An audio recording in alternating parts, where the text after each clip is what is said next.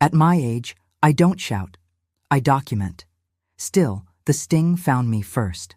May 25, 2025, 7:15 p.m., New Hope Baptist Fellowship Hall. Fluorescent lights hummed over foil pans.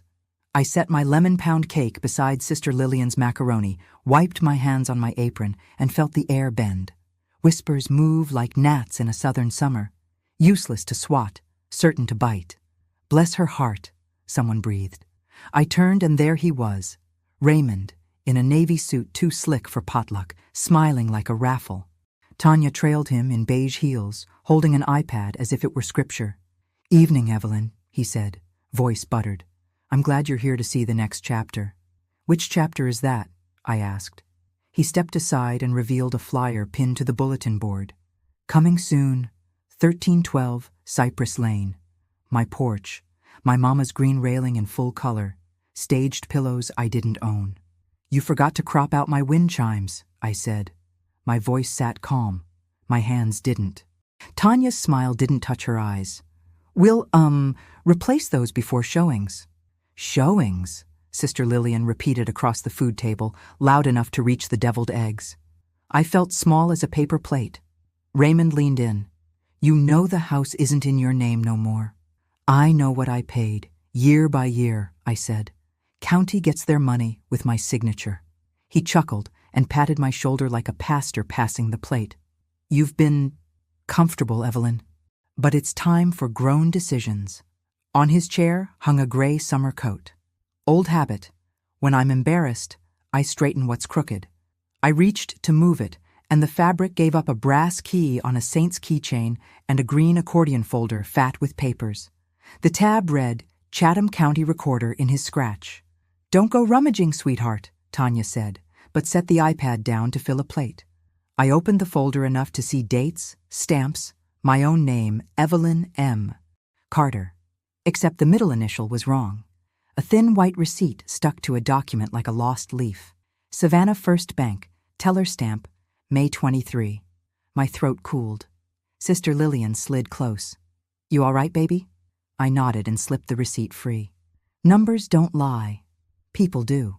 The amount sat there plain as judgment, red ink stamped at the bottom, $85,000 beside the word cash. Raymond reached for his coat, just as the choir director tapped the mic. "Announcements in 2 minutes," she called, smiling at us as if we were family. I folded the receipt into my palm, felt the weight of metal and paper, and looked at the flyer again. My porch, my swing, my quiet mornings. If stories like this help you breathe, tap like and subscribe. Subscribe to our channel. This helps our work reach more people. The bank stamp read, $85,000, cash. 2 minutes stretched like taffy under those fluorescent lights. The choir director asked for joys and concerns, and Raymond took it as invitation. He slid his gray coat on, palmed the brass key from the table, and stepped to the mic like it owed him applause. "Saints," he boomed, "pray for a smooth transition. I'm downsizing and stewarding resources. The Cypress Lane property is moving to a better use." My name thinned on his tongue into resources. I felt the green folder's absence like a missing tooth. He'd tucked it under his arm, tight. The receipt burned in my palm like a hot coin. Before I could step forward, Tanya lifted her iPad and angled the screen toward the women's circle. Coming Soon had become Listing Friday, May 30th, with a bright banner and a carousel of my rooms. They'd staged my bedroom with a white duvet. My quilt, the one I hand-stitched from my son's outgrown shirts, was nowhere to be seen. "Is that Evelyn's place?" Sister Georgia asked, not even whispering. Raymond didn't look at me. "The title's clean." That phrase hit me harder than any insult. Clean, as if I were dirt. I lifted my chin, slow. "Raymond, hand me my mail." "You don't get to make demands," he said, slipping the key into his pocket like a magician palming a coin. "I sign tax checks every year," I said, steady. "County didn't mind my handwriting." He grinned. "A good woman supports a man's decisions. We'll make sure you're comfortable once it closes." "Define comfortable," I said. Tanya tucked hair behind her ear. "We can offer relocation assistance. $1,200 for movers, maybe a short-term rental. It's a hot market, Miss Carter. We'd love you to be part of the solution. $1,200 to pry up 50 years. My mama's porch, my wind chimes, the lemon pound cake sweat under its plastic tent. When the benediction finally came, I didn't shake his hand. I took my cake, nodded at Lillian, and went home to the house I supposedly didn't own. 8:42 p.m. Cypress Lane smelled like pine cleaner and old hymnals. I locked the door, then checked it twice. In the kitchen light, I unfolded the bank receipt. May 23rd, 2025, $85,000. Cash. Teller ID scratched like a mosquito bite. B17. I opened the drawer where I keep warranties and slid the receipt in with the mortgage payoff letter I'd saved since June 12, 2020. My name was spelled right there, bold as sunrise. At 9:06 p.m., my phone buzzed. Unknown number. I let it ring to voicemail. The transcript popped up. Male voice, quick. Ms. Carter, this is Dean from Chatham County Recorder. We got your inquiry. Your case is calendared. June 21st, 10 a.m. Judge Paz. Bring any supporting documents. I hadn't called anyone. Not yet. Someone had moved before me, or on me. I called back. Dean, this is Evelyn Carter. What inquiry? That quit claim filed in 2018? You asked for copies. I did not, I said, the words so cold the receiver fogged. Email me what you have. Already sent, he said. Also, ma'am, there's a note. Middle initial discrepancy. I hung up and opened my laptop. There it was. An email with attachments fatter than a Sunday bulletin. Scan, 2018, quitclaim.tdf, chain of title, 1997, 2025.pdf, and a thumbnail of a signature that looked like mine after a tremor. My middle initial wore an L instead of M. On my counter lay the green folder in my mind, walking out under Raymond's arm. My house flickered on Tanya's listing like a dress in a shop window. May 30th loomed 4 days away, and June 24th ticked a pulse at the end of the street. At my age, I don't shout, I document. I pulled a legal pad and wrote the clock in ink. 4 days to stop the listing. 27 days to prove my name. Then I circled it twice and underlined Dean B17. If stories like this help you breathe, tap like and subscribe. He smiled at the choir, slipped the key deeper into his pocket, and said, It's a clean title.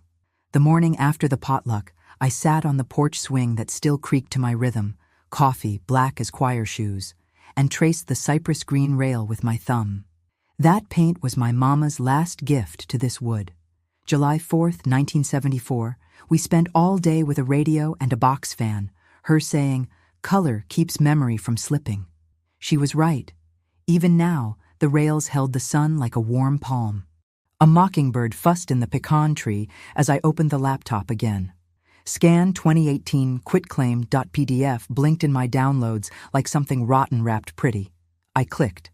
Up came a form stamped Recorded AUG 14, 2018, 3:42 p.m., a notary seal in a tired oval, and a signature that wore my name wrong.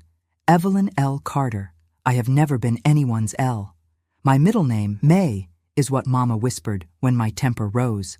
My hand learned an M in first grade, looped like a ribbon. That scrawl was a limp fence. I checked my calendar from 2018, the paper one tacked in the pantry that I never throw out. August 14th was a Tuesday. I had circled dentist, 2:30 p.m. Dr. Shaw. I still remembered the cinnamon rinse. I pulled the old receipt from a folder labeled Health 2018. It read, paid 3:19 p.m. 15 minutes later, someone was recording a paper that said, I signed away my share at the courthouse, 20 blocks south. I was either teleporting or someone was lying. I called Dr. Shaw's office and got Tanya at the desk. Another Tanya, soft-voiced and kind. We have you on schedule, Ms. Carter. Arrival 2:24 p.m., payment at 3:19. We can print a visit record. Stamp it with date and time, please, I said. I'll pick it up at noon. While the kettle hissed another round, I moved room to room listing what anchored me. The mortgage payoff letter from June 12, 2020. The county tax receipts 2019-2024 rubber-banded by year. The homeowner insurance proof tucked behind the pantry door. Numbers and dates. My language. At 11:08 a.m., a white SUV idled slow in front of my house. A young couple in athleisure stared, catalog eyes roaming my hedges. Through the open window, a woman's voice said, "They'll paint over that green." I stepped onto the porch and lifted my coffee. "This house ain't makeup," I said. "It's bone." They glanced away. The SUV rolled on. Back inside, I found Mama's box, a shoebox half full of photographs and folded notes. On top lay a Polaroid dated 10/02/2003, me and Raymond on this same porch, his hand flat on a folder, mine holding a pen. On the back, his handwriting, "Next month, we'll put your name on it proper." Next month stretched 20 years and then tried to erase me. At 12:03 p.m., I picked up Dr. Shaw's visit record, time-stamped in neat printer ink. N1, contradiction, time and place. Someone had filed a deed I did not sign while cinnamon burned my tongue. When I pulled back into my driveway, a bright flyer flapped on my mailbox. Open house, preview, Friday, May 30th, 4 to 6 p.m. At the bottom, host, Tanya Pierce, G.A. Lick, 49821. The Pierce still pinched. She had added a QR code, Curiosity 1. My phone hummed and a page opened. Photos of my kitchen counters cleared, my quilts replaced, a bowl of fake lemons. The caption, "Charming 2-bedroom." My house had 3. The lot number in the description was wrong by 1 digit. N1 turned to N1.5. Careless mistakes that smelled like hurry. I took photos of the screen, printed the page, and stapled the wrong lot number to my legal pad. Mama's voice moved through the leaves. Color keeps memory from slipping. I slid the Polaroid behind the mortgage payoff letter, then wrote on the legal pad, Tuesday, Aug 14, 2018, 3:19 p.m. dentist, 3:42 p.m. my signature recorded. I drew a line between the times and put a question mark big enough to see without my glasses. At 2:10 p.m., my phone buzzed. Raymond. I let it ring to voicemail. He texted instead, "We can do this the sweet way. Sign a relocation agreement. I'll have Tanya bring it by." I typed back, "Bring a dictionary. Look up consent." Then I set the phone face down and listened to the house breathe around me like a faithful dog. The swing creaked once, and I heard a car door shut across the street. A man in a purple tie stepped out with a clipboard and started taking photos of my eaves. But why was his name on that inspection badge? I met the purple tie at the curb, sunlight laying hot stripes across the asphalt. He wore the clipboard like a shield and the kind of polite smile people use before they trespass. "Afternoon," he said. "Name's Clark Benton. Pre-inspection for Friday. Just capturing exteriors." "Capture your car back into the lane, Mr. Benton," I said, reading his badge. Pierce Realty sat beneath his name like a stain. "This house hasn't agreed to be inspected." "Public sidewalk," he said, angling his phone to catch my porch columns. "We're on a tight clock, Mrs. Carter," I corrected. "Titles matter, and clocks do, too." He lowered the phone. "Ma'am, I'm just doing my job." "Then do it with consent," I said, "or with a warrant." He hesitated, then tucked his phone into his pocket. "We'll be back Friday. You'll be met with facts," I said, and went inside where facts live. At my kitchen table, I opened Chain of Title 1997-2025 PDF. Page after page of Chatham County stamps and typewritten lines told the story of this wood and brick. 1997, our purchase. 2010, refinance. 2020, payoff, satisfied. Every line that carried my name spelled Evelyn M. Carter. Only 2018 wore the lie. Evelyn L. Carter, a quitclaim sliding my interest to Raymond Pierce for $10 and love. Love had been overdrafted years before. I zoomed into the notary block. Susan Albright, commission non N2217, expires 09/21/2019. The signature witness lines listed names I didn't recognize. Carl D. Murphy, Lena Suarez. The timestamp, 3:42 p.m., still pulsed like a bruise. I opened my banking folder and pulled a 2018 checking statement. On August 14th, a debit at Savannah Dental Care, $85, time 3:21 p.m. Numbers are stubbornly loyal. They don't gossip or forget. I printed the statement and aligned it with the dentist visit record.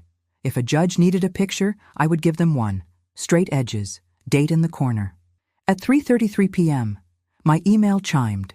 Dean, B17, subject, copies. He'd sent a counter receipt showing a request for documents made yesterday, 4:58 p.m. The signature on the request form? Tanya Pierce. My chest stayed calm. My pen wrote faster. I dialed the number in Dean's signature. Dean, this is Mrs. Carter. You spoke of a middle initial discrepancy. Yes, ma'am, he said. Our index shows the 2018 quitclaim recorded under L. Your tax account is under M, could be a clerical drift, but we flag those. Who notarized it? I asked, playing dumb to keep him talking. Albright. Susan. She moved counties. We can pull her commission file. Please do, I said. And tell me, who presented the document that day? He tapped keys. Says R. Pierce submitted. ID verified. He paused, then added, and there's an internal note. Spousal signature verified by driver license. But the scan is smudged. Smudged how? I asked. Like the copier sneezed. Happens. He cleared his throat. Ma'am, you coming June 21st, 10 a.m.? I'll be early, I said, and I'll be carrying paper. After we hung up, I stared at the green folder in my mind, the one that left the potluck under Raymond's arm. That folder was bait and threat both. I needed my own. I walked to the hall closet, pulled down my blue binder labeled House, Proofs, and began to build a spine. N1, contradictions, wrong lot number, wrong bedroom count, sighting of purple tie. N2, documents, dentist record, bank statement, tax receipts, mortgage payoff. I slid each into clear sleeves, the way you lay flat a wrinkled dress. At 5:02 p.m., my phone lit, unknown notary. I answered. Ms. Carter? A woman asked, voice sandpapered by long days. This is Susan Albright. Dean said you had a question about a 2018 quitclaim. Yes, I said, pen ready. Did you watch me sign it? Silence clicked once on the line, then twice. I notarize a lot, ma'am, she said carefully, but I remember a Mr. Pierce. He was in a hurry. Said his wife was parking. I don't drive downtown on Tuesdays, I said, and I was at Dr. Shaw's at 3:19 p.m. Her breath caught. Papers rustled.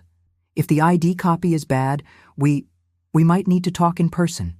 We will, I said, before Friday at 4 p.m. I hung up and wrote, Meet Albright, Thursday, 10 a.m., Forsyth Cafe. The clock thumped louder, 2 days to stop the listing, 23 days to prove my name. Outside, the mockingbird sang like a broken alarm clock. Inside, I slid the bank receipt, $85,000 cash, May 23rd, into the N2 sleeve beside the dentist record. As I closed the binder, a message from Tanya Pierce appeared. Dropping relocation agreement by 7. Don't miss your chance to avoid trouble. The pen she wanted me to use had someone else's fingerprint on it. By 6:58 p.m. that same Thursday, the doorbell chimed its tired 3-note hymn. I opened to find Tanya on my steps in a blazer the color of iced coffee, a manila envelope hugged to her ribs. Behind her, the sky pressed down humid and gray. Evening, Ms. Carter, she said, eyes skimming my porch like a buyer. Here's the relocation agreement. If we finalize by Friday 3 p.m., we can process funds. I didn't invite her in. Read me the number. She flipped pages with manicured efficiency. $200 for movers, and $800 for 3 weeks in a short-term rental, $500 goodwill if you vacate by June 3rd. In exchange, you release all claims and agree to non-disparagement. Her smile sharpened. That means no church chatter. $3,500 to buy my silence? I asked. You miscounted the bedrooms. You can miscount the zeros. It's generous, considering the title, she said. I leaned on the green rail. The title you listed as clean while spelling my name wrong. A flush climbed her neck. We're correcting clerical issues. She handed me a pen clipped to the agreement. This makes everyone comfortable. I'm not furniture, I said, and returned her pen. And comfort bought with lies pinches. Her phone buzzed.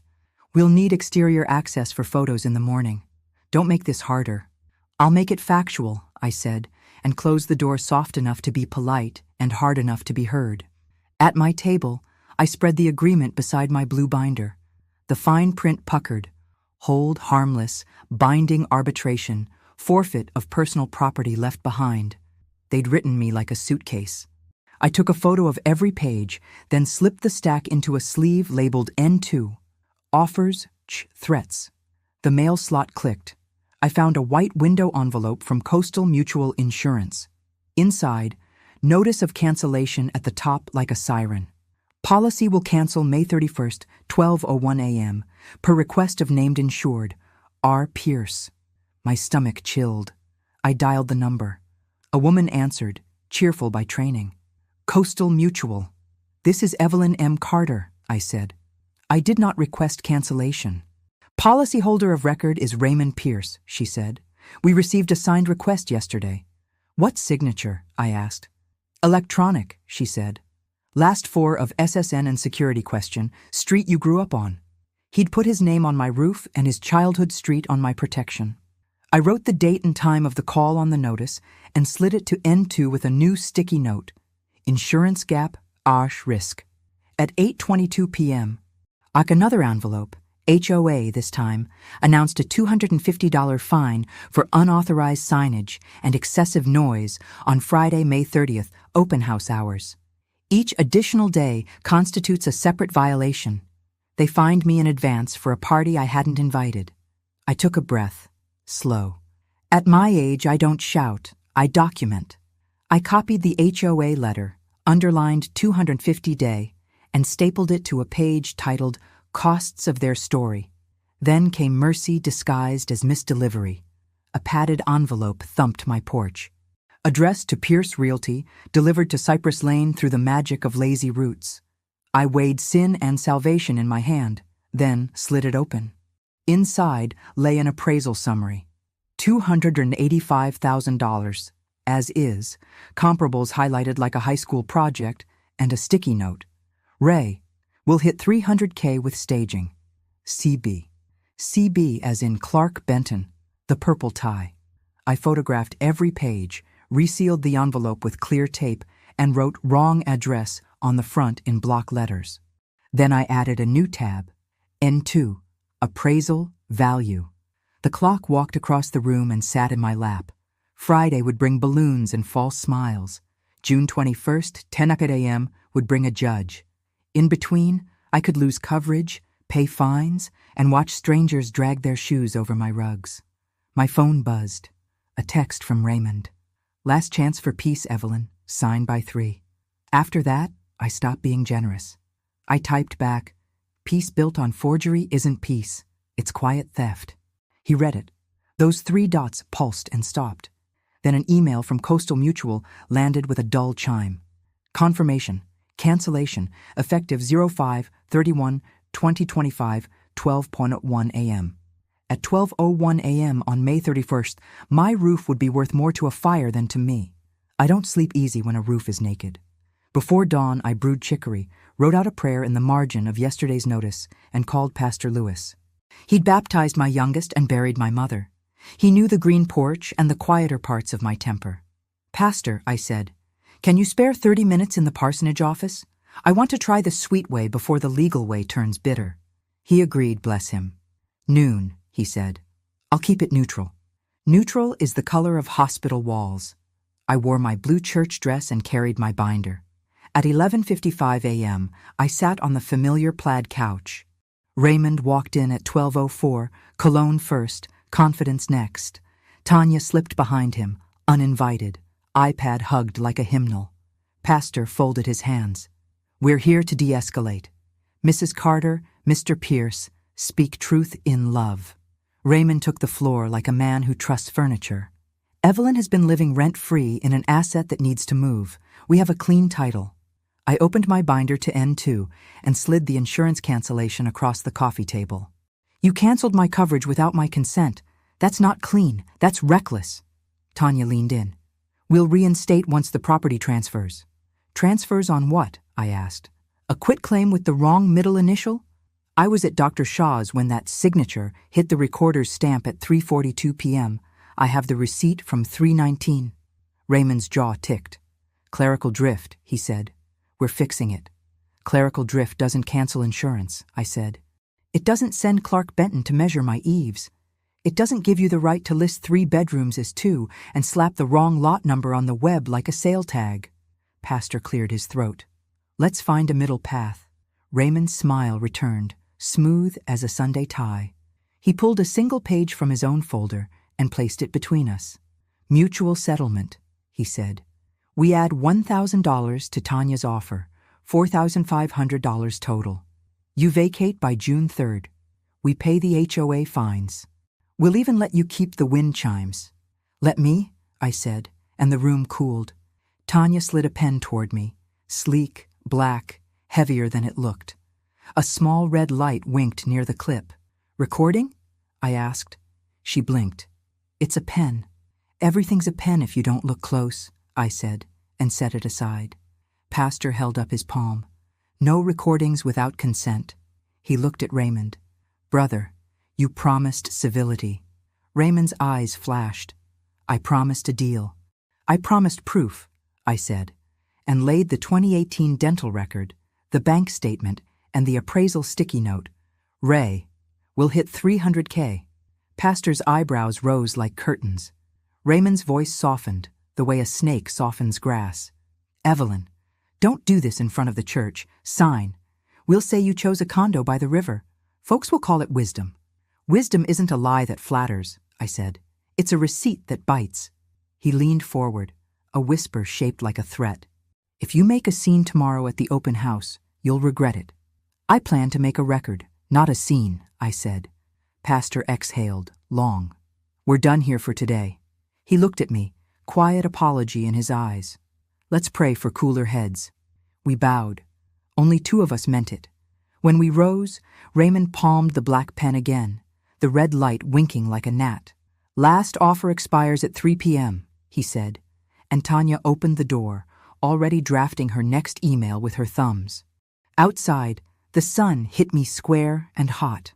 I drove straight to Staples and bought my own audio recorder, legal in one-party conversations in Georgia. A sticky note in my binder reminded me of the statute. If they liked pens that listened, I'd bring a recorder that remembered. Back home, a silver lockbox hung on my doorknob like an unwanted earring. A note from Pierce Realty curled under the mat. For contractor access, do not remove. I looked up and down Cypress Lane, no one watching, just a mockingbird pretending to be a car alarm. I slipped on gardening gloves, lifted the lockbox, and set it gently into my cast-iron stockpot on the stove, like a crab I didn't invite. My phone vibrated. Voicemail, unknown. Raymond's voice, breath close to the microphone. If you step into that church tomorrow, I'll... Morning came with paperwork and a bruise I couldn't see. At 9:10 a.m., a Friday, May 30th, I stood in Chatham County Superior Court, binder hugged to my ribs, asking for an emergency restraining order to halt the listing. The clerk called Judge Penn, who looked over her glasses and said, "This is a title dispute, not a domestic violence petition, set for June 21st. Next." A gavel would have been kinder. I walked out with my dignity and a denial stamped 9:34 a.m., the kind of paper that doesn't help until later. I drove home slow, counting porches like prayer beads. Cypress Lane was already dressed for company. Balloons bobbed at my corner, yellow and white, and a sandwich board sighed, "Open house 4-6 p.m." with an arrow pointing to my heart. At 1:05 p.m., 2 men in matching polos unloaded folding signs and a long gray runner to lay over my steps. "We're here for staging," one said, not looking at me. Owner approved. "She's right here," I said. And she didn't. They shrugged in unison and resumed unrolling. I dialed 911 and explained I had no tenants, no showings, no permission. The dispatcher's voice wore caution. "Civil matter, ma'am. If there's a breach of peace, we send a unit." The runner lay over my green steps like a tongue. At 3:42 p.m., a black SUV slid to the curb. Tanya emerged in a cream dress with a clipboard that had my rooms clipped to it. Clark Benton's purple tie gleamed like a warning. He nodded at me as if I were a hedge. A caterer appeared with a tray of lemon bars, my lemon scent, not my recipe. A Bluetooth speaker began to hum polite jazz. My wind chimes tried to answer and were drowned. Property tour starts in 20, Tanya told the first couple, already hovering. We have multiple offers expected. Offers on what? I asked, stepping to the rail. On a bed count you mislisted and a lot number you mistyped? Tanya's smile held. We corrected the listing, she said. Clerical drift. Clerical drift, I repeated, like a taste I would spit later. At 3:58, I spotted Pastor Lewis across the street, arms crossed, mouth tight. He wasn't interfering, neutral as a duty, but his presence held the lane together like twine. I nodded to him. He dipped his head once. At 4:00 p.m., open house began without me. A young family paused at the threshold. Clark blocked my path with his clipboard. Private event, he said, for invitees and qualified buyers. Qualified owners, I said. Don't need invites. He moved aside just enough for me to see my quilt folded into a storage bin by the hall, my mama's Polaroid still on the fridge, and a bowl of fake lemons shining like plastic gilt. I took my place on the porch swing, the only seat that knows me, and opened my recorder. I didn't say a word. I let the speaker do it all. A woman's voice floated from my bedroom. Oh, 2 windows. Nice. A man murmured, What's the roof age? Tanya replied, Insurance is active and transferable. My recorder caught the lie and tucked it in.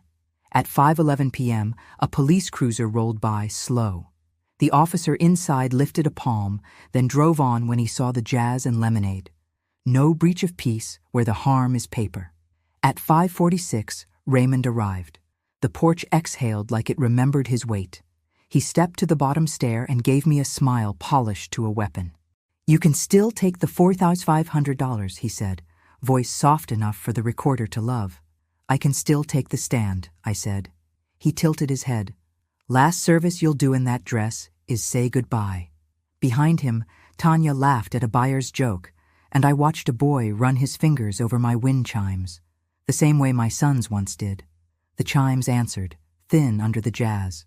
At 6:03 p.m., they packed the tray and peeled the runner, leaving faint dust stripes on my steps.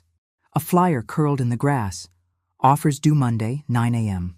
The door locked behind them with the contractor lockbox, which I had simmering quiet in my stockpot back inside. I picked up the flyer and smoothed it against my knee. The day had taken my quiet and left me paper. I stacked the denial, the open house flyer, and the audio file in my binder. The clock ticked. 22 days to June 21st. My phone buzzed. Miss Alma from across the street. Baby, you might want to see something my doorbell caught last night. Why was Raymond's hand in my mailbox at 11:27 p.m.? Miss Alma's house smells like pine sol and peppermints, the kind you unwrap slow so the crinkle doesn't travel. At 7:12 p.m., I sat on her floral couch, the fabric faded where the sun loves it too much. She set a blue bowl of mints between us and tapped her phone. I got this from my Doorwise app, she said. Last night, 11:27 p.m. Look. On her screen, my porch appeared, familiar and slanted. The timestamp burned white at the bottom. A man in a navy jacket and ball cap crossed into the frame, shoulders I could pick from a police lineup or a crowded choir stand. Raymond. He glanced at the street, right, left, then reached into my mailbox like a raccoon with good posture. He pulled out a handful of envelopes, flipped through, and slid 2 into his coat. He tried my doorknob, habit, and walked back out with the posture of a man who believes in impunity. Miss Alma paused the video. You want me to send this to you? Yes, ma'am, I said. And to yourself again, and then to your grandson who knows about clouds. We keep backups when truth is slippery. She patted my hand. He ain't right, Evelyn. Right has dates and times, I said, and the screen gave me both. Back home, I copied the clip to 2 flash drives and labeled 1 N3, video. I backed it up again to a folder called When I'm Calm. Then I phoned Dean B17 at the recorder's office and asked for a favor I didn't deserve. Have you been through something similar? Tell us your story in the comments below. We read every comment. It's important for us to know we're not alone. You working late? I asked. He laughed, dry. It's budget season. What's up, Miss Carter? I need to know if anyone pulled a mail forward on me, I said. And I need the visitor log for August 14th, 2018 if you have it. And, if you can stand it, I need to know if Susan Albright's notary log mentions me by middle initial. He whistled. That's 3 favors. I bake pound cake that travels, I said. He went quiet, keys tapping like rain. USPS needs a subpoena, he said first. But I can tell you, we've had folks try to pre-fill change of address online using public records. Recorder's visitor logs. Paper back then. Give me until morning. Morning it is, I said. I'll bring cake. I checked my voicemail. Susan Albright had left one at 6:51 p.m. Ms. Carter, I found my 2018 notary journal. The entry for August 14th lists E.L. Carter. But the ID type is blank and the DL number is half entered. That's unacceptable on my part. Can we meet Saturday at 10 a.m., Forsyth Cafe? I'll bring the journal. Unacceptable is the polite cousin of fraud. I saved the message twice. The house felt too small for my thoughts, so I stepped to the porch and sat with the stockpot like it was a pet. The lockbox sat inside, silent as a burglar's prayer. I wasn't opening it. I wasn't ruining my hands or my case. But I let the symbolism cook a while. Sometimes a simmer is a sermon. At 8:40 p.m., my phone pinged again. Unknown number. Text only. This is the girl at the recorder's front desk. I saw the 2018 file today. The ID copy for E.L. Carter is blurred, and it looks like the same pen signed both lines. I'm not supposed to say, just bring a lawyer. No name, no emoji, just courage typed fast. I typed back, you did right. Your name stays with you. Then the porch light caught a reflection. Clark Benton's sedan crawling past, purple tie still on, loosened now. He slowed to look at my windows the way men look at simple puzzles they failed. He didn't see me in the shadow. I raised my phone and snapped a picture. Timestamp 8:44 p.m., plate number near enough to read with glasses. In my binder, I added a fresh page. Sightings, Clark, May 30th, 8:44 p.m. Raymond, 11:27 p.m. From Miss Alma's clip. The ladder of proofs was growing legs. Inside, I queued up my audio from the open house.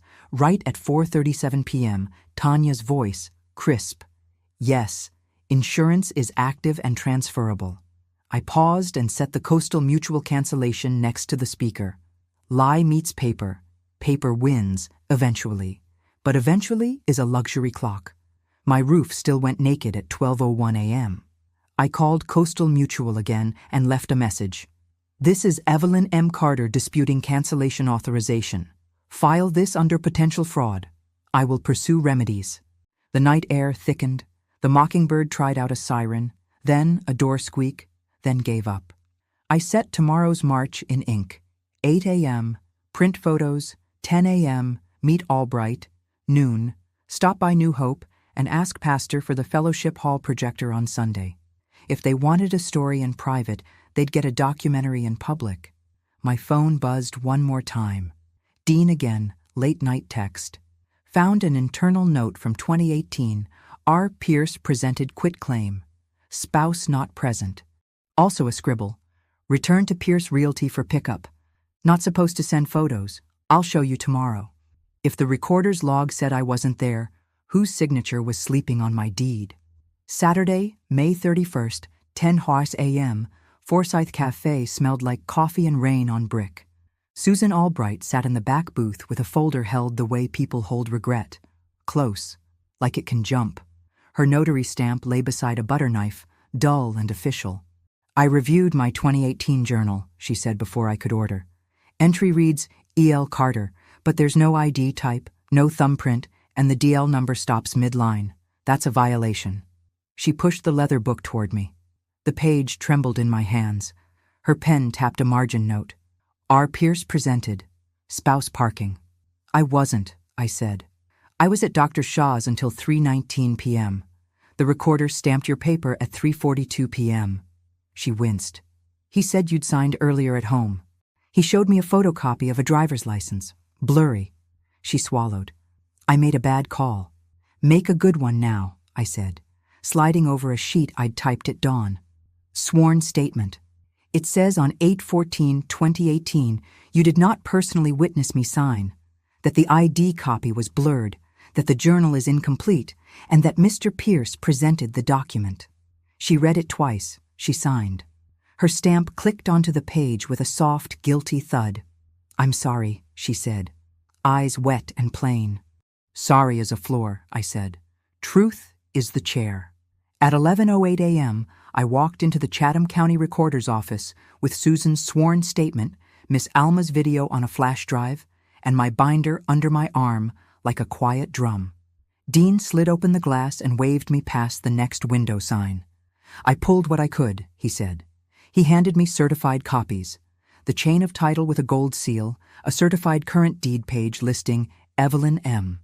Carter and Raymond Pierce, J. Taros, joint tenants of record, my name still breathing in ink, and a counternote from 2018 that made my shoulders loosen. Spouse not present, presenter R. Pierce. He also laid down a photocopy of the ID used for me, a smudged rectangle that could have been a recipe card. "We kept a copy," he said softly. "Shouldn't have passed." "Paper doesn't sin," I said. "People do." He motioned to my flash drive. I gave him Miss Alma's clip. He downloaded, logged it, and printed 3 still frames with the 11:27:06 p.m. timestamp. "This goes N3, I said, tucking one into my binder. "Ms. Carter," Dean added, dropping his voice, "if you need it, I can sign a business records affidavit for the file copy we keep. Says the ID was unreadable and the journal was incomplete." "That would be N2.5 with teeth," I said, smiling for the first time that day. At 12:22 p.m., I pushed through the rain into Savannah First Bank. The lobby was Saturday hours quiet, the kind of quiet that likes clocks. I slid the $85,000 cash receipt across the counter. "This was processed May 23rd, teller B17, I said. "I need to verify who deposited and whether it tied to Pierce Realty or R. Pierce." The supervisor, Ms. Long, tidy as ruled paper, studied the stamp. "We can't disclose account numbers," she said, "but we can confirm whether the deposit was cash, it was, and if the account is personal or business." She typed. "Personal." She typed again.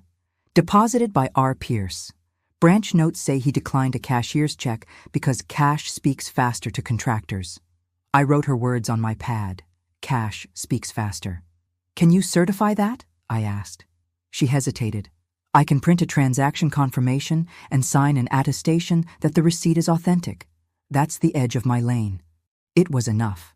N2 grew muscle, money, motive. By 2:05 p.m., I stood in New Hope's Fellowship Hall with Pastor Lewis testing the projector. The wall bloomed with evidence. The certified deed seal winked in the light.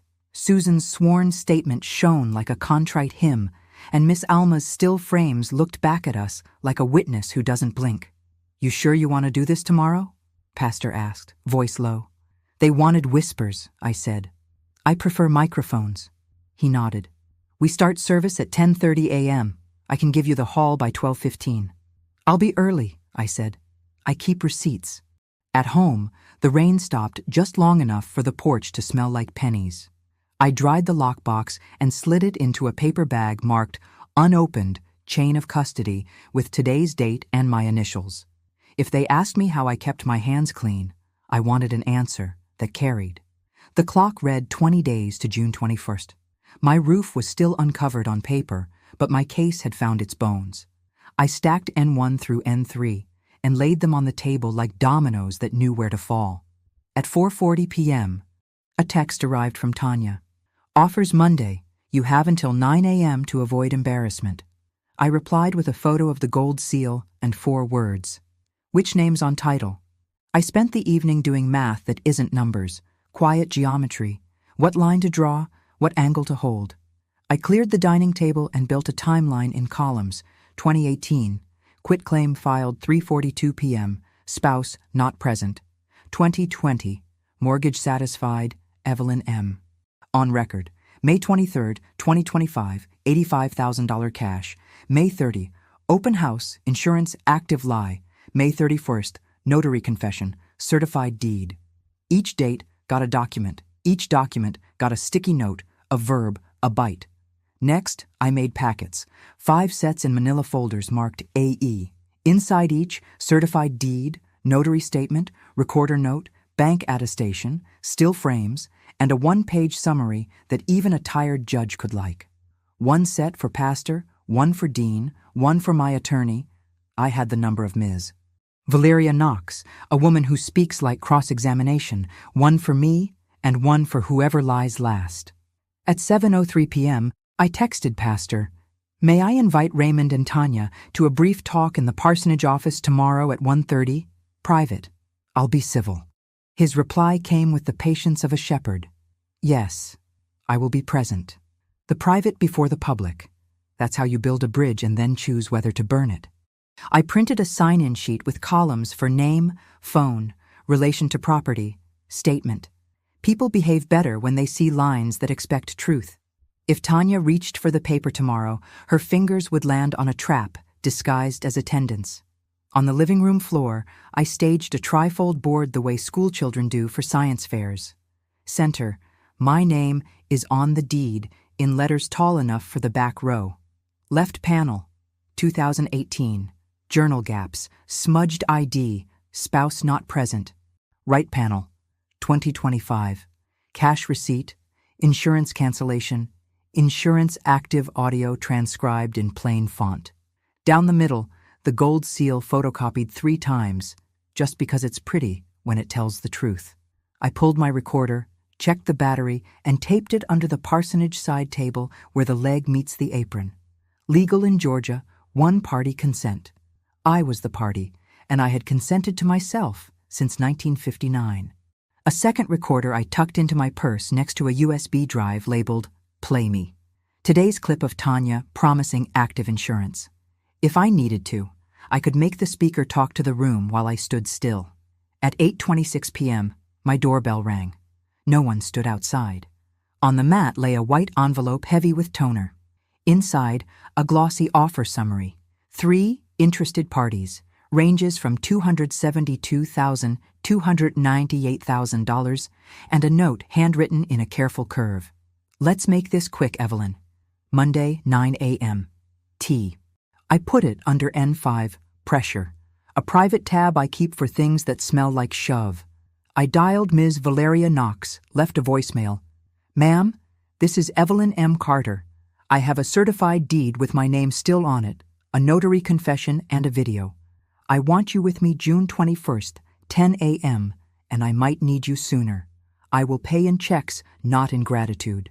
In the hallway, I paused at Mama's Polaroid. 10/02/2003. On the back, the promise that aged badly. "Next month, we'll put your name on it proper." I slid the photo into packet E. If we went public, I wanted yesterday's promises to stand next to today's paper. Before bed, I wrote the clock on a new page. Sunday, private at 1:30, public at 12:15. Monday, 9 a.m. Offers, 20 days to hearing. I underlined public twice. I don't shout. I let things speak. And then I let rooms hear. My phone pinged. A final text from Raymond. "Don't drag church into this." I looked at my trifold, neat as a hymn, and at the packets lined like soldiers. I typed back, "Truth isn't dragging. It's arriving." All that remained was to open the parsonage door, press record, and let their contradictions find the microphone. Sunday, June 1st, 1:27 p.m. The parsonage hallway held that after-service quiet, coffee in the air, hymn still in the walls. I slipped into Pastor Lewis's office first, set my purse by the side table, and pressed record on the little black square taped beneath the lip. The red dot winked once, then disappeared into obedience. 1:31 p.m. The door clicked. Raymond entered with Tanya one step behind, cream suit now church-appropriate, eyes bright and busy. Pastor sat between us, palms open like bookends. "Let's be brief," Raymond said. "I have calls at 2 hours. I slid packet D, the smallest, onto the table. "Brief loves facts. Start with 2018. Who signed my name?" "Your signature's on file," he said, voice sugared. "You forgot, that's all." "Then why does your notary's journal say, spouse not present?" I asked. And why does your copy of my ID look like it went through the wash? Tanya blinked, then smiled like a receptionist. Ms. Carter, we can cure defects. The market doesn't wait for— The market will wait for felonies, I said, and placed Susan Albright's sworn statement in the center. Pastor read, lips moving. Raymond didn't touch it. He stared at the gold-notched edge like it might slice. We're offering closure, Tanya tried again. $4,500 today, quiet exit by June 3rd. I slid the Coastal Mutual cancellation on top of her words. While telling buyers insurance is active, I held up my USB. Here's you at 4:37 p.m., saying just that. Tanya's throat worked. It's standard language. Standard truth saves you, I said. Lie costs extra. Raymond crossed his legs. You want costs? He pulled out a crisp page. Mutual non-disparagement and early surrender, with my name typed wrong, Evelyn L. Sign and you'll never hear from us again. Say my middle initial wrong one more time, I said, and the next time you hear it will be from a judge. Pastor coughed a piece. Brother, sister, let's not threaten. No threats, I said, and slid the certified deed across. Just record. Evelyn M. Carter and Raymond Pierce, joint tenants. You can want me gone all you like, but I'm still on the deed. That's not preference. That's registry. Raymond's jaw clicked. Paper can be corrected. So can memory, I said. Miss Alma's cam saw you in my mailbox, 11:27 p.m. The recorder has your 2018 log. Spouse not present. Savannah First Bank has your $85,000 cash. Keep talking. Every word adds a staple. He leaned forward, breath sweet with mint, voice low enough to scrape. If you show your little school project in that hall, I will have every buyer in this county calling you a confused old woman. I will say you begged me to take the house. I will talk to Pastor's board about church gossip. You think they want drama in their hall? Pastor's hand lifted. You will not leverage my board. Raymond ignored him, eyes fixed on me. Sign by 5 p.m., or the story becomes you. Stories don't scare me, I said. I'm 66. I outlived nonsense. He smirked. You won't outspend me. I don't need to, I said, and tapped the underside of the table with one finger. Georgia's one-party consent says hello. Tanya's gaze flicked to the table edge. Her smile smudged. You're recording? Everything worthy, I said. Raymond sat back, mask slipping. You play this in public, and I will bury you in filings. Bring a shovel, I said, gathering the packets. I brought receipts. Pastor stood. This meeting is over. The door clicked open. They stepped into the hall, still talking with their eyes, and Tanya's whisper floated back like smoke. Ray, the ID copy. You said Dean wouldn't— I closed the door and touched the table's underside, feeling the warm hum of proof. Let's see what your faces do when the projector lights up. By 12:09 p.m., the fellowship hall smelled like coffee and sheet cake, the kind the ushers slice into polite squares. I set the trifold board against the stage, letters steady. My name is on the deed. Pastor adjusted the projector while Sister Lillian lined up folding chairs like a battalion. People came because they were curious. They stayed because they loved a porch painted cypress green. 5 minutes, Pastor said. You'll keep it factual. I wasn't the loudest, I said, laying out packets AC. I have dates and amounts. At 12:15, the room gathered itself. I stepped to the center and set my binder down like a gavel made of paper. Church family, I began. I won't ask for sides. I'll ask for eyes. Slide 1 hit the wall. Chatham County deed, certified gold seal. I read the lines slow, letting the vowels work. Evelyn M. Carter and Raymond Pierce, joint tenants of record. A murmur moved like a low tide. Slide 2. Recorder's note 8-14-2018. Spouse not present. Presenter R. Pierce. I didn't editorialize. I let the sentence sit among us. Slide 3. Notary journal, excerpt. Entry lines blank where law likes ink. Then Susan Albright's sworn statement, her stamp clean, her words contrite. I did not personally witness Mrs. Carter sign. Sister Georgia whispered, Lord. Slide 4. Miss Alma's doorbell video. The screen showed my porch at 11:27 p.m. Raymond's shape approached, casual as habit, hand slipping into my mailbox, envelopes disappearing into his jacket. A few gasps, one sharp, Raymond stood in the back, arms folded, jaw working like it had a secret seed. Slide 5, the bank receipt, $85,000, cash, and Savannah First Bank's attestation, deposit by R. Pierce, reason scribbled. Cash speaks faster. I didn't look at him. I looked at the ink. Slide 6. I pressed play. The speakers filled with Tanya's crisp open house voice at 4:37 p.m. Yes, insurance is active and transferable. I held up Coastal Mutual's cancellation, effective 05/31/2025, 12:01 a.m. Pastor's eyebrows climbed and stayed. I ended with the trifold, 2018 on the left, 2025 on the right, gold seal marching the spine. Then I breathed. I'm not here to shame, I said, voice steady. I'm here to correct. My name is on my deed. I did not sign it away.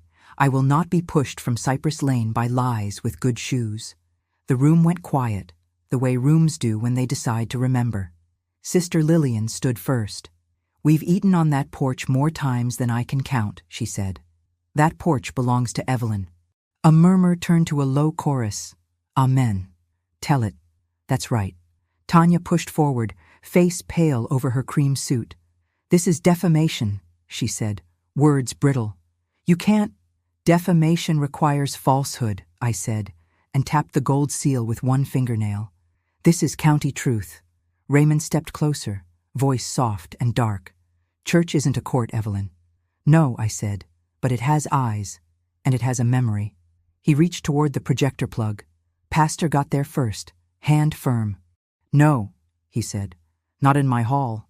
From the doorway, Brother Isaiah, who runs the HOA, lifted a page from Packet B. That $250 daily fine, he said loud enough. Withdrawn. We don't fine folks for defending their names. The air shifted. Buyers who'd come to gawk pretended to check their phones. Someone took a picture of the trifold. Clark Benton stood by the punch bowl, purple tie suddenly loud, color of a bruise. I closed my binder and looked Raymond in the face. No heat, just light. You wanted quiet, I said. I brought clarity. He smiled, a tight tilt. You done? Not yet, I said, lifting Packet E, the one with Mama's Polaroid, and the promise on the back. I've reserved a seat for you tomorrow with Miss Valeria Knox at 9 a.m. before your offers are due. His mouth opened, then shut, then opened again on something colder. That's when the back doors swung wide and a shadow crossed the linoleum. Shoes heavy, pace official. The ushers parted as a deputy stepped in, hand on a folded paper with my case number visible from 3 rows back. The deputy's shoes sounded like punctuation. He stopped by the projector, tipped his hat to Pastor, and turned the folded paper so the room could read the header. Temporary injunction to maintain status quo, signed June 1st, 2025, Judge Paz. Mr. Raymond Pierce, he said. Raymond lifted his chin like a man in a portrait. You are served. Effective immediately. No marketing, showing, or transfer attempts regarding 13-12 Cypress Lane until the June 21st, 10 a.m. hearing. You'll also appear for questioning regarding possible instrument fraud and interference with mail. The officer glanced at me. Ma'am, you may remain in peaceful possession. A murmur rolled through the hall like thunder that remembered manners. Tanya went pale, then red. This is outrageous, she snapped. We have buyers waiting. The deputy unfolded a second paper. Pierce Realty. Notice of complaint filed with the Georgia Real Estate Commission for misrepresentation, insurance status, and material facts. You'll receive instructions to pull the listing. He handed it to her. The paper shook in her fingers. Raymond smiled a fraction. Temporary is temporary. Temporary is a gate, I said, eyes on the gold seal still glowing on the wall. And this one swings my way. He leaned close enough for cologne and contempt. You had to make it public. Private was where the lies lived, I said. Brother Isaiah from the HOA cleared his throat. Our fines are rescinded, he said to the room. And any signs placed without Evelyn's written consent will be removed. The deputy nodded. Ma'am, if anyone steps onto your porch to conduct business without your say, you call us. This is civil, but some lines are bright. I collected the packets, slid Miss Alma's video back into my purse, and looked at Tanya. The ID copy, I said softly. When you saw the blur, you could have pumped the brakes. She swallowed. I trusted my dad. Trust is not a policy, I said. It doesn't cover damage. She stared at the complaint letter as if letters could rearrange themselves. At 2:18 p.m., my phone buzzed, a push notification from the MLS app someone had shown me last year, the one I keep to look at porches. Status change, 1312 Cypress Lane, withdrawn. The room hadn't seen it. I had. The air lightened, as if the house exhaled. By 3:02 p.m., Pastor had stacked chairs and switched off the projector. Raymond lingered, a man counting exits. It's not over, he said. I didn't ask for over, I said. I asked for honest. He pointed at my binder. You think paper will save you? Paper already did, I said. He stepped back, hands spread like a benediction in reverse. You won't like what comes next. I usually don't, I said. But I outlive it. On the way home, the street felt mine again. Azaleas gossiping with bees, someone grilling late lunch, cypress green catching sun like a memory with good posture. At my porch, the contractor lockbox sat where I left it, in the paper bag labeled Chain of Custody, neutral as a stone. At 4:11 p.m., Ms. Valeria Knox returned my call. I put her on speaker and laid out N1, N3. Her voice was velvet over steel. On Monday, we'll file a petition to quiet title, a fraud count regarding the 2018 quitclaim, and a motion for attorney's fees for bad faith. Keep everything. No more meetings without me. Yes, ma'am, I said. I keep receipts. She paused. And, Mrs. Carter? USPS Inspection Service will want that mailbox clip. I'll make the referral. I wrote it down. USPS Inspection. Clip at 11:27 p.m. at 6:03 p.m. A text from Clark Benton arrived like someone knocking on the wrong door. Per instruction, I've pulled media and signage. For what it's worth, I'm sorry. I didn't answer. Some things don't deserve the dignity of reply. But I screenshotted it and slid it into N2. Admissions. When twilight came soft and blue, I stood in my doorway with the injunction pinned to the fridge. My hands trembled the way they do after holding something heavy too long. The house creaked in agreement. Mama's Polaroid watched from the hallway, the ink still brave. My phone pinged one last time. Email from Savannah, First Bank. Transaction confirmation attached. The attestation stamped in the corner read, Authentic. The teller note, Customer requested cash, declined instrument. I printed 2 copies, then 3. If stories like this help you breathe, tap like and subscribe, I whispered to the kitchen light. The subject line on the next email was 4 words that made my stomach knot. Notice of criminal referral. Monday, June 2nd, 9:00 a.m. Ms. Knox met me at her office with a pen that wasn't a camera and a gaze that wasn't fooled. We file, she said, sliding documents across the desk. Petition to quiet title, affidavit from Albright, recorder's business records affidavit, bank attestation, and a request for a temporary order to bar any further tampering. She tapped a manila folder. I also emailed USPS inspection. Expect a call. I signed where she pointed, initialed where she nodded. Do we press charges against Tanya? I asked. We let the commission sort the license, she said. Our aim is the house and your name. Keep it clean. Clean. The word finally tasted good. At 10:17 a.m., my phone buzzed. Special Agent K. Rios, USPS. Miss Carter, we received your neighbor's doorbell clip. We'll collect your copy and any mail you suspect was diverted. Don't confront anyone. Let us work. I'm not the confronting type, I said. I'm the documenting type. She chuckled. That's the kind we like. Back at Cypress Lane, I found 2 envelopes propped in the screen door. One was from Pierce Realty. The other, thinner, wore Raymond's hand like a mask. I didn't open either on the porch. I set them on my table, washed my hands like I'd been cooking truth, and slit the Pierce one first. Tanya had typed with new humility, We acknowledge withdrawal of listing and will cooperate with any inquiry. Please find enclosed a notarized statement that we will make no further entry absent written consent. There was a key taped to the page, the brass key with the saint's keychain. It left a circle of clean on my green table. I opened Raymond's next. 2 pages. Page 1, swagger on paper. You'll regret humiliating me. Page 2, smaller script. Let's settle. I'll sign a new quitclaim restoring your name, and you release claims. No police, no court. At the bottom, a blank line where his signature would be, the ink too eager. I set it aside.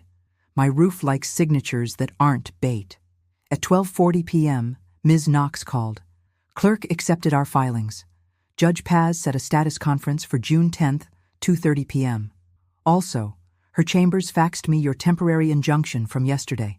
That was quick work. Credit to your pastor and the recorder. They were good company, I said. Afternoon sun found the porch rails the way it did in 1974 when Mama's hands were young. I hauled 2 paint cans from the hall closet, the ones I'd been saving for someday, and pried the lid with a butter knife. The color inside was cypress green with a little more blue, a little more will. I taped edges, laid a drop cloth, and started where hands always land, the top rail. While the first coat settled into old wood, Agent Rios arrived. Sensible shoes, badge discreet, a bag for evidence. I gave her a copy of Miss Alma's clip, a log of missing bills, that insurance cancellation, an HOA letter I hadn't received until Tanya's open house packet. She took photos of the mailbox and the house number. We'll coordinate with the DA for any local charges, she said. You did right to keep it quiet and dated. After she left, the house felt like it had slept a full night for the first time in months.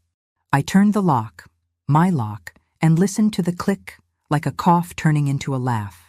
At 4:18 p.m., a text blinked from Tanya. I'm sorry. I didn't check the ID. I saw what I wanted to see. I typed back, that's how harm puts on lipstick. Then, after a breath, tell the truth to the commission. Put it in writing. A minute later, 3 dots, then, I will. Evening brought Sister Lillian with sweet tea and a scolding. You should have called me to help paint, she said. I wanted to hear the wood by myself first, I said. It apologizes for nothing. We watched the first coat dry, then the second catch the light like forgiveness that doesn't forget. I rehung the wind chimes, wiped each tube like a relic, and let them ring an inventory of small victories. Before bed, I laid out tomorrow's list. Call roofer about inspection with insurance reinstated, deliver copies to Ms. Knox, send thank you pound cake to Dean and Susan, buy a frame for the certified deed. I slid Mama's Polaroid into the frame with it, 2 truths, layered, past and present, agreeing for once. I made tea, sat at the table, and finally opened the last envelope from the court. Notice: hearing on motion for attorney's fees set for June 21st following the title hearing. A line of cold satisfaction drew itself in my chest. Not revenge, remedy. I slept with the windows cracked and the chimes telling the dark to mind its manners. In the morning, a courier would leave a slim, blue-backed document on my stoop, Raymond's hurried signature bleeding under a fresh notary seal, and I had to decide whether to sign my name under settlement. The courier came at 8:11 a.m., June 3rd, blue-backed papers warm from the printer. Settlement and mutual release. It wanted my initials on every paragraph, my mouth zipped, my porch erased into asset. I brewed chicory, set the packet on the table, and placed my palm on the certified deed framed beside Mama's Polaroid.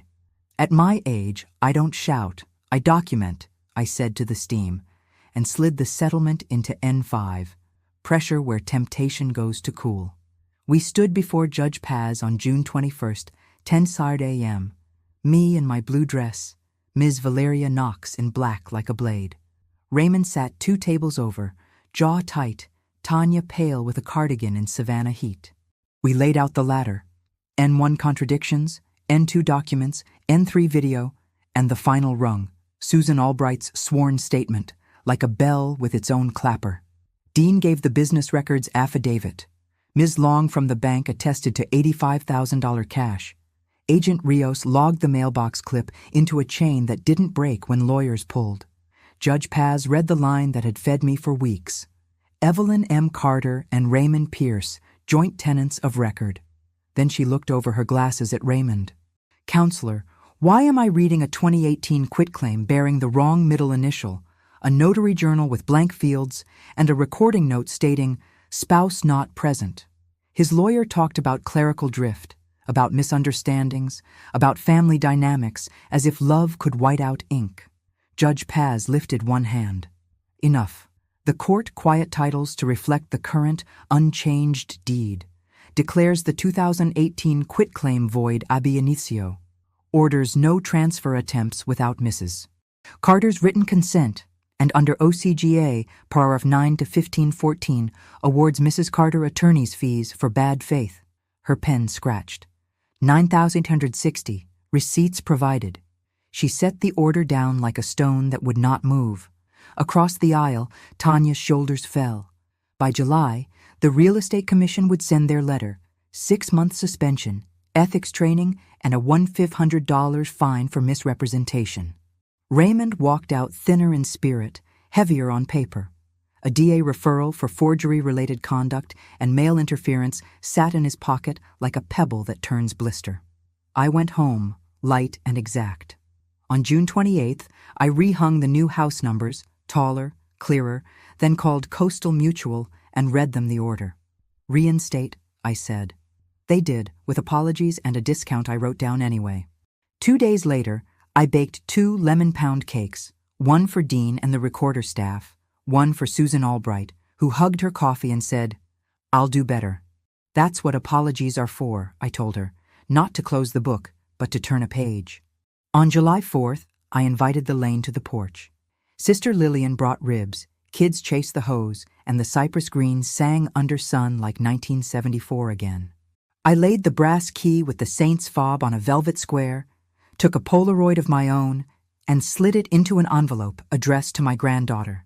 For when you're ready to keep doors, remember, color keeps memory from slipping. Inside, I tucked a copy of the order and a note. We don't argue louder, we gather proof. Before dusk, I framed the gold seal deed beside Mama's picture. The wall looked like a timeline that refused to forget. 1974 paint, 2003 promise, 2025 proof. I stood in the doorway, listened to the wind chimes count the breeze, and felt the house breathe like a chest after a long cough. If stories like this help you breathe, tap like and subscribe.